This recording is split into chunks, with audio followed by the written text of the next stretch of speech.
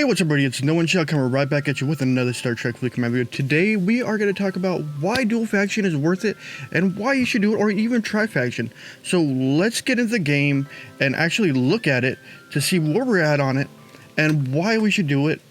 There's many reasons why to do it in this game. Oh, let me turn off that off. I don't need that box.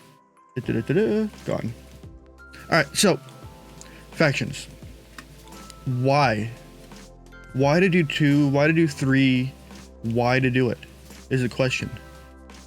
We do dual factions for one, have multiple ships of different factions, such as the Saladin, the Mayflower, and as such. And then if we go to Klingon, we can have the filler ships, the triangle ships, like the D3, the Bortus, the Brel. We can have that perfect triangle of ships. Why would you go 3 factions? Well, when you go into other spaces like Romulan, you get followed by the hostiles. And no one likes getting followed when doing an armada, trying to mine resources. No one likes that. That's why you would go the tri-faction. But the other reason is for the faction miners.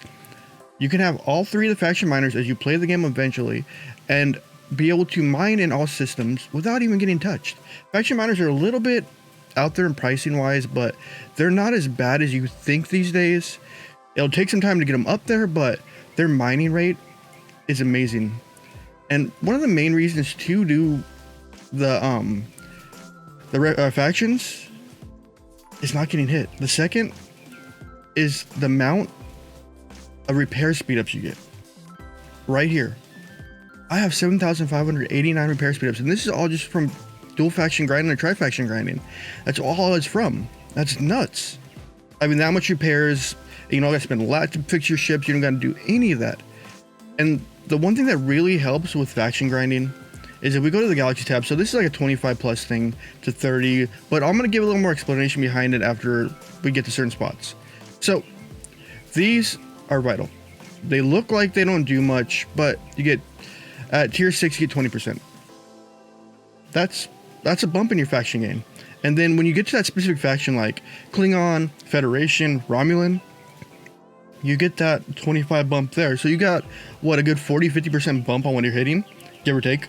Maybe 20%, let's say the mob gives you 1,000. You get 200 out of it, plus this 250, you must get 500 out of it. Something like that, a little extra to your mob. It might not work that way, I'm just overestimating it, but it gives you that bump that you need to get there. And it gives you these options of mining Klingon, Federation, Romulan. If you have them through locked, you have if Fed's blocked, then you have Federation, Klingon. It depends on where you go on it and how hard you want to sit there in front of the screen and click away and get the faction locking, because it's not an easy process. It is a long time intensive process that you have to go through, and sometimes it can be hard. Like me right now, I'm struggling to get where I'm at. So that, and the other thing is when you go to your station, go all the way to the end, boom, boom, boom, boom, boom, and the structures. So improves the cost efficiency of titanium, dilithium federation for super components. That works like pure titanium and pure dilithium. This is another added to get it, is to cheapen the components per that ship, which is amazing. And then we have the repair cost, which is another amazing one to help out with it. Then we have the repair speed, and if you have for each one, then each faction gets thus much easier.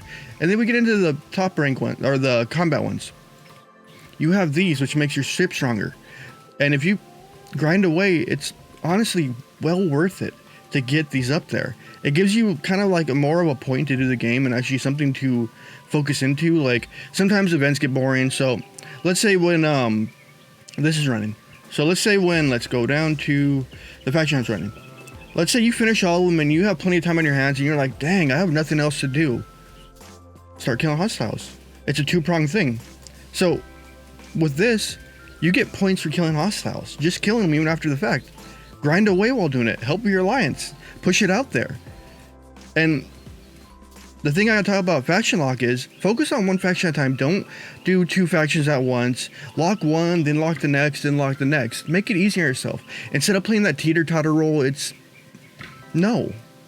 So the reason I say dual faction, I don't have much of them up here left, so I have Federation and mining and Romulan mining. So I can't really talk about the needs of it, but if I remember right, for lock, each lock is you have to kill 25 39s. So if you want to get to that lock for the first one, make sure you can kill 39. Make sure you can kill it. Plain and simple. Make sure you can do that. But look at this. You get gas from finishing it. You get the extra resources you get toward that faction once you lock them in. Come on, this is a no-brainer. And you get massive amounts of repair speeds. I wish I had it pulled up, but I finished a lot of this earlier. I'm sorry about that. I usually film my videos in the morning and my mind was just everywhere today.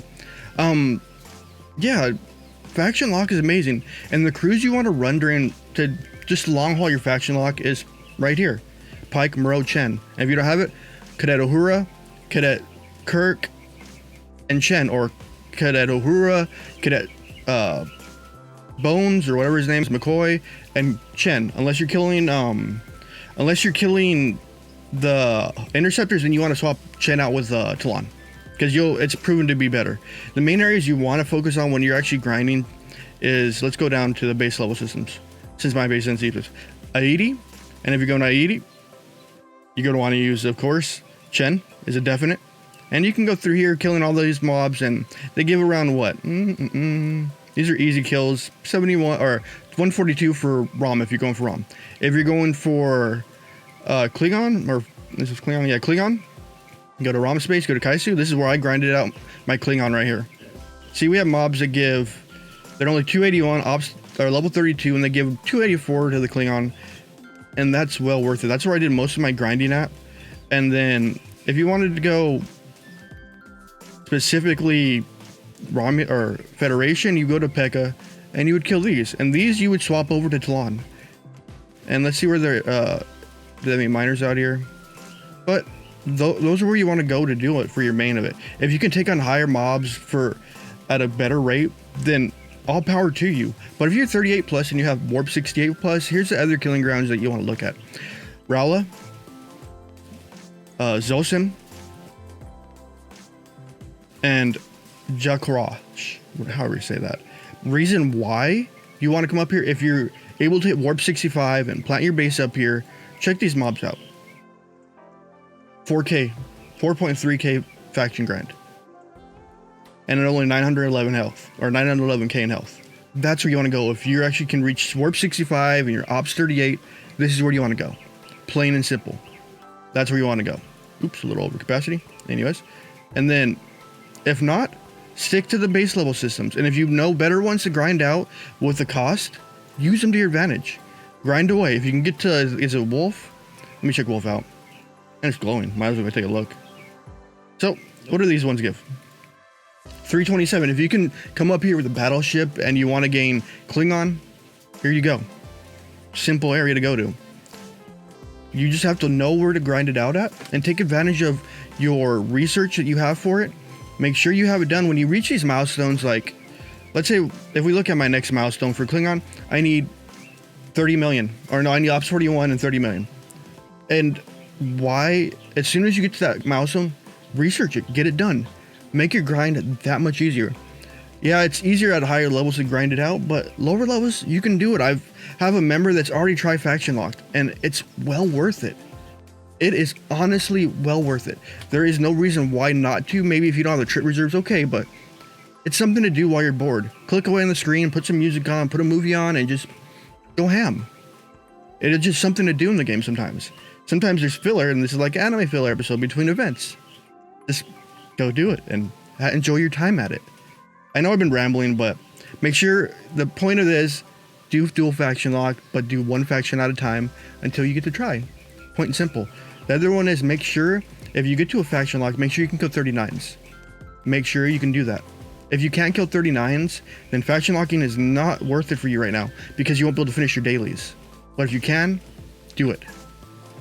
Because it will save you a lot in the whole thing, because you have speed ups to your mining, you have speed ups to your ship repairs, you have speed ups to or you got cheapens the ship's cost, higher that, and it's well worth to do it. I know it's a pain, I know it's a struggle, but it is honestly well worth it to do it. Just remember, guys, faction lock is worth it. And that's about to sum up my video. I think I rambled on for a bit now, But remember to hit the like button, hit the subscribe button, hit the bell notification, know when I go live or know when my videos are posted. Remember, there is a Discord link down below if you guys want to join my Discord and talk to me while I'm live, or just join it for the heck of it. Below that is my donation links. You don't have to donate, but I love you guys anyways. There's a join link if you want to hit join and contribute per month toward me as a member. Thank you very much, but you don't have to. Alright guys, this is No One Shall signing out. Have a wonderful day and stay positive.